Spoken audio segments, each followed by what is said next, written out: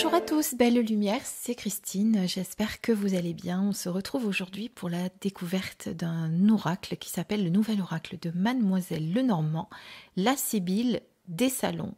C'est un oracle qui a été créé par Jaap de Bauer et que vous allez pouvoir retrouver aux éditions d'Hervy, qui est une marque des éditions Guitry Daniel. On le découvre ensemble tout de suite. Alors avant qu'on découvre ce magnifique oracle, je voulais simplement vous remercier à tous chaleureusement, même si j'ai peut-être pas pu vous remercier tous de tous les messages que vous m'avez laissés hier soir sur ma vidéo, qui était donc une petite vidéo que j'ai fait pour vous passer un message méditatif, on va dire, sur la journée du 22. Voilà, et je voulais vous remercier. Vous avez été vraiment adorable de m'adresser tous ces mots de soutien, puisque, vous le savez, ma grand-mère est partie lundi. Vous saviez aussi qu'elle était bien fatiguée, puisque je vous l'avais dit. Mais voilà, moi j'avais besoin surtout de partager avec vous, de faire des vidéos, parce que c'est vrai que ça m'aide vraiment à évacuer. Comme je vous ai dit, faire des vidéos, c'est un peu mon exutoire. Donc me revoilà pour vous présenter cet oracle. Alors, on le découvre tout de suite. Alors, pour revenir quelques instants sur Jaap de Bauer, vous devez peut-être le connaître si vous avez deux de ses premières créations que je vous montre. Vous avez tout d'abord l'oracle de l'ultime vérité, qui était d'ailleurs sorti aux mêmes éditions d'Hervy, et également l'oracle interdit de Scheherazade, qui est aussi aux éditions d'Hervy. Donc vous allez reconnaître dans cet oracle forcément les peintures de Jaap de Bauer, si vous le connaissez un petit peu. En tout cas, voilà, il a voulu créer cet oracle. Évidemment, il est inspiré des oracles que l'on connaît de Mademoiselle Lenormand, mais on va le découvrir ensemble et je vais vous en parler un petit peu plus. Alors, découvrons tout d'abord ce que nous avons au dos. Alors, inspiré par la célèbre Mademoiselle Lenormand, la Sibylle des salons est un outil de divination ancien les plus appréciés. Incontournable dans les salons du XIXe siècle, cet oracle présente des illustrations dont le symbolisme puissant favorise l'intuition. Ce coffret contient 52 cartes superbement revisitées, on a bien dit revisitées par Jaap de Bauer avec des aquarelles à l'ancienne. Un livre d'accompagnement vous propose des interprétations des cartes ainsi que les différentes méthodes de tirage propres à la Sibylle. Les messages de la Sibylle sont intemporels, ils vous guideront au quotidien et vous permettront de trouver les réponses à vos questions afin de continuer votre chemin en toute confiance et sérénité. Donc 52 cartes et un livret de 152 pages en couleur. Donc vous avez ce coffret au prix de 24,90 €. Alors, pour ceux qui ne savent pas, Sibylle, ça veut dire, si on va chercher dans le dico, textuellement, prophétesse de l'Antiquité gréco-romaine. Donc, c'est quelqu'un qui va délivrer la bonne parole. C'est un messager, c'est un oracle aussi. On pourrait l'entendre comme ça. Mais vraiment, la signification exacte, c'est une prophétesse. Alors, donc vous voyez que c'est une petite boîte carton qui est très jolie. Alors il y a des petites, elle est mate avec des petites illustrations en brillance comme les illustrations de côté et les écritures. Je ne sais pas si vous le voyez un petit peu à la lumière, voilà. Le reste est de couleur mate. Donc là on a un boîtier très sobre, mais je trouve que ça va bien avec l'oracle. Alors on va le découvrir les cartes juste après. Donc là vous avez le boîtier.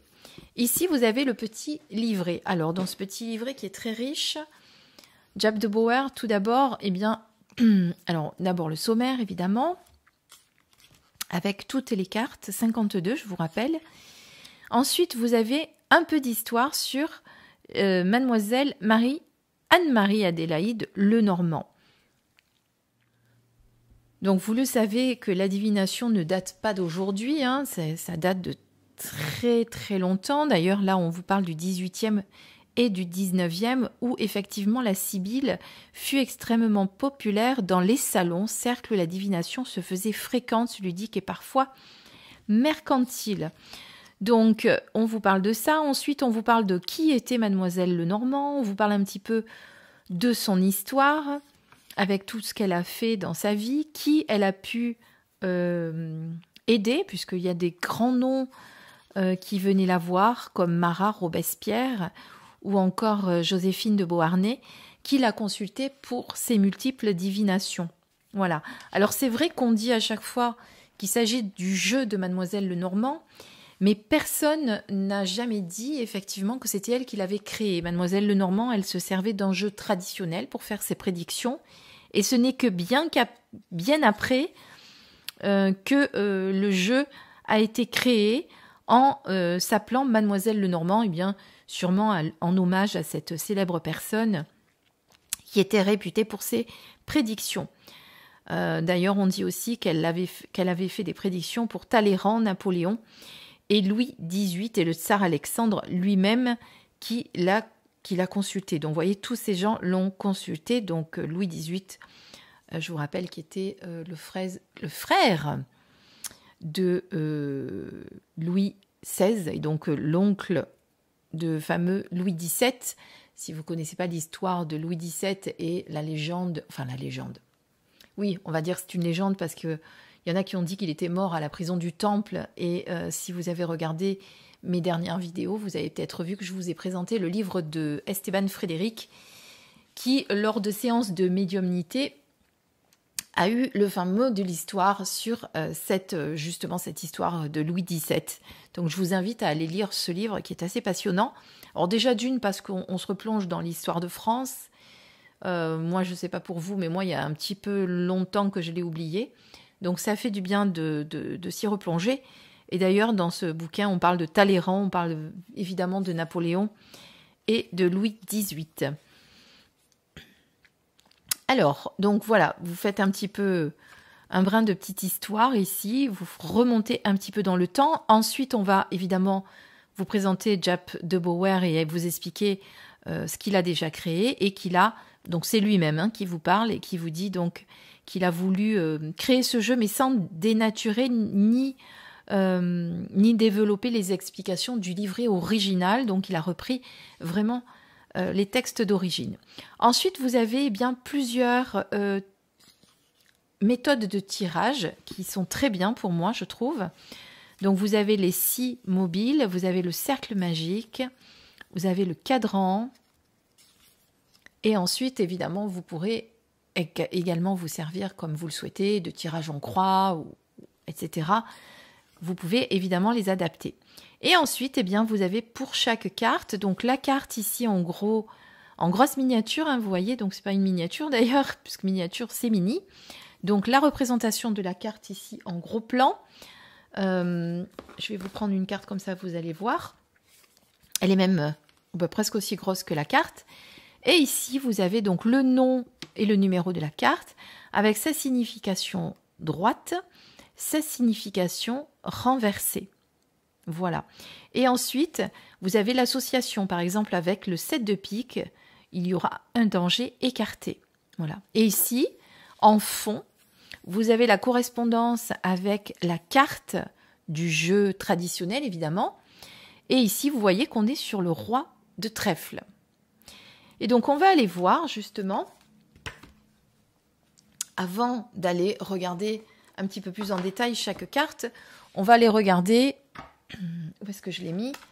Le grand jeu de Mademoiselle Lenormand, pour voir si évidemment on a la même inspiration.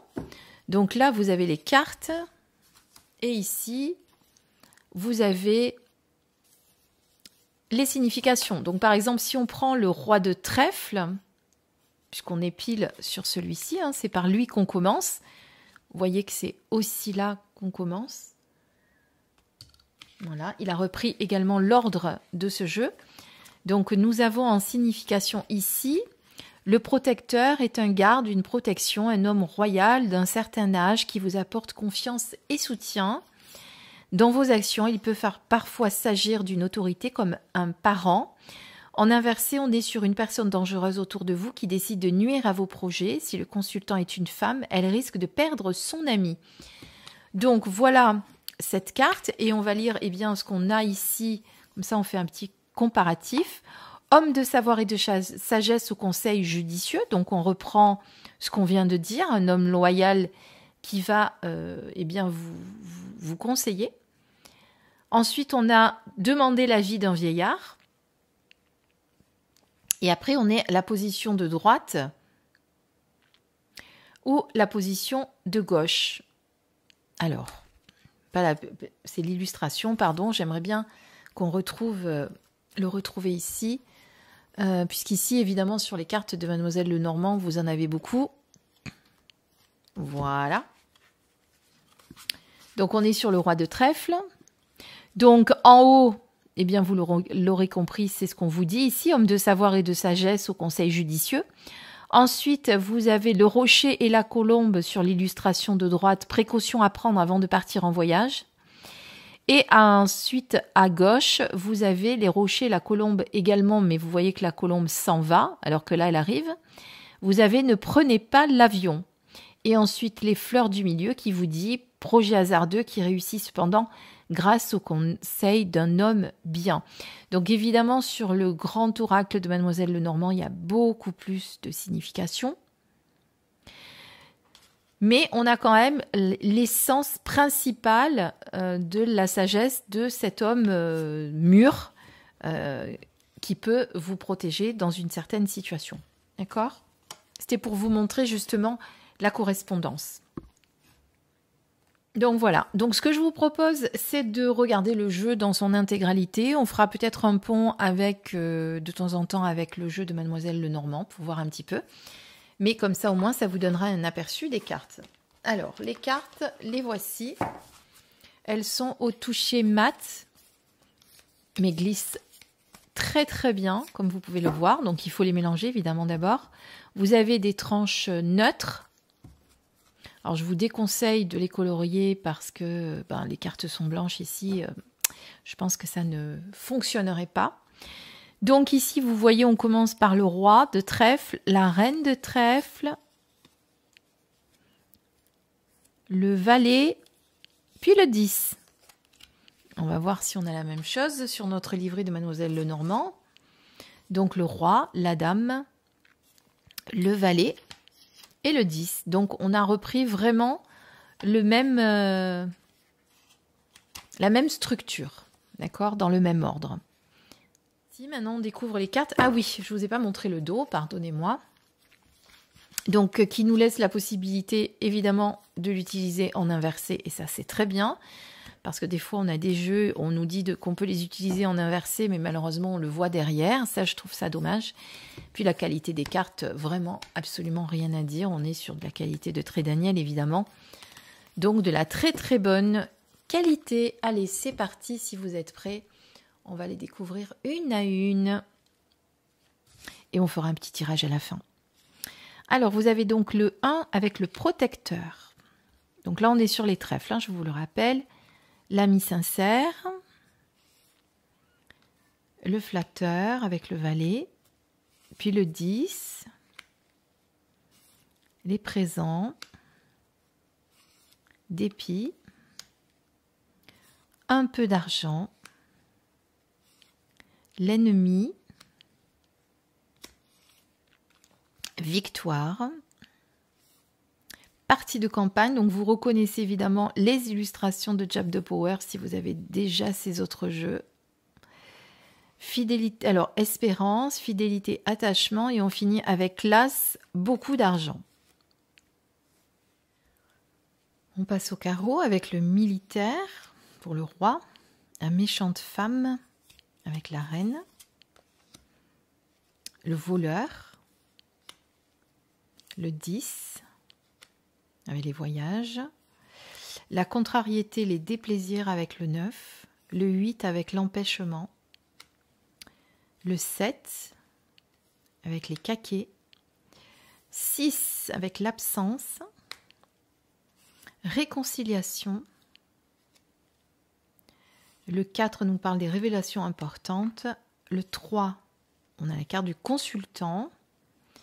Et le 2, plaisir, divertissement. Et bien sûr, l'as avec une lettre. On repart avec les cœurs, avec le rentier. la tendresse, la visite, l'attente, la surprise.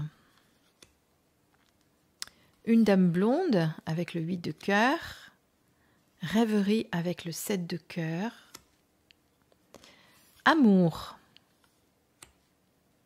mariage, maison de ville, le 3 de cœur,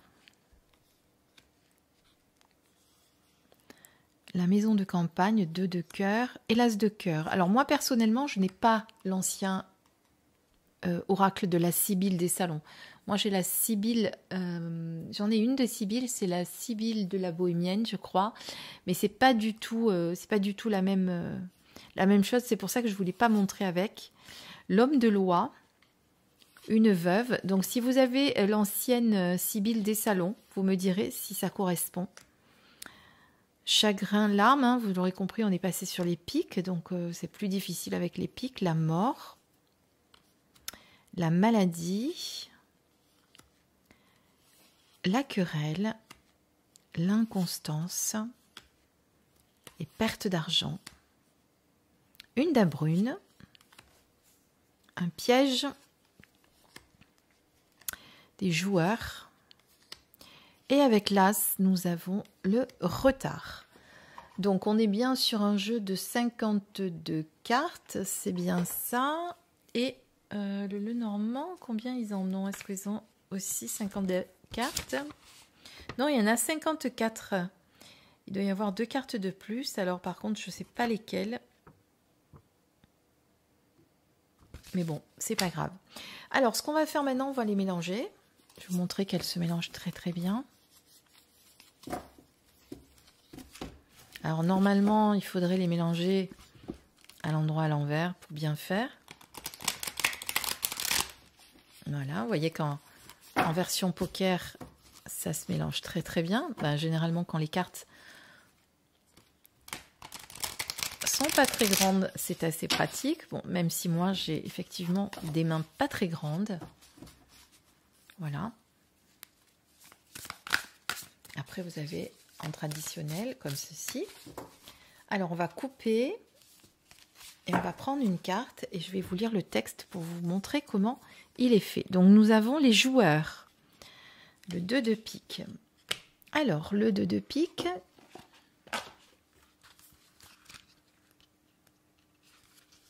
Alors, regardez, c'est très bien fait. Hein. On va de suite... hop, vous avez vu. 2 de pique. 3 de pique, voilà. Évitez d'engager des paris ou de jouer actuellement, vous perdriez. Évitez aussi de prêter de l'argent que l'on ne vous rendra pas. En renversé, on est sur un grave souci pécunier, des dettes. Et donc, si elle est associée avec la carte rêverie, par exemple, vous surévaluez vos possibilités de remboursement d'un prêt. Donc, évidemment, cette carte seule ne veut pas dire grand-chose, on est d'accord. Même si vous avez un message quand même qui vous dit en ce moment, évitez de jouer de l'argent, c'est pas vraiment le bon moment.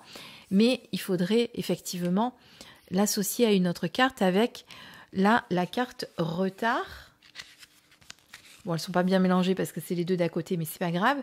Succès en affaires après du retard. Contrat professionnel, opportunité de mariage pour une fille. Ou changement imprévu, contrat rompu, retard dans les négociations. Brouille empêchant momentanément une union. Alors forcément, comme on l'a tiré après, normalement, il faudrait qu'on la lise en seconde. C'est comme ça qu'on fonctionne, de gauche à droite toujours. Le mieux, c'est quand même avec ce genre de jeu de poser une question. Hein, c'est vrai qu'avec les oracles, on peut ne pas poser de questions et laisser venir vraiment ce qui vient, mais je trouve que avec ce genre de jeu, c'est un peu comme avec les tarots, il vaut mieux poser une question précise qui va nous apporter du coup une réponse précise. Donc là, on vous dit d'éviter de jouer de l'argent, de faire attention, de ne pas en prêter non plus. Mais voilà, il y a du retard qui s'est fait, mais vous allez pouvoir accéder à on va dire, à une opportunité qui va se présenter, en tout cas au niveau affaires ou au niveau mariage. Si on avait, par exemple, une autre carte à côté, si on avait eu la jeune fille, eh bien, on aurait pu dire, par exemple, effectivement, que ça correspondait à un mariage qui allait pouvoir se faire. Après, évidemment, il faut, vous l'avez compris, l'associer aux cartes qui est à côté. Mais là, comme on n'a pas du tout posé de questions, donc on ne sait pas trop ce que ça veut dire. Alors, par exemple, là, cette carte, elle encourage le consultant à ne pas perdre confiance, prochaine réussite dans un projet, travail en vue, renouvellement de contrat en amour, réconciliation, pause, clarification d'une situation confuse. Donc, on pourrait faire un lien, effectivement, en disant, bon, ben, évitez de jouer de... En ce moment, on va éviter de jouer de l'argent. Le succès va arriver, effectivement. Mais on a du retard, malgré tout, donc on vous demande de garder espoir. Voilà.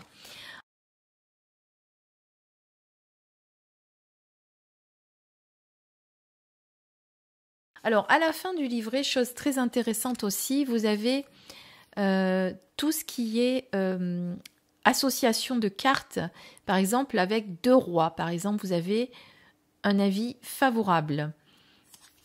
Donc, vous pourriez, si vous le souhaitez, faire une sorte de, comment dire, de questions-réponses. Vous savez, comme je fais déjà avec le tarot, faire par exemple, je vais vous montrer, puisqu'il y a les as, on pourrait faire comme ça. Par exemple, vous posez une question.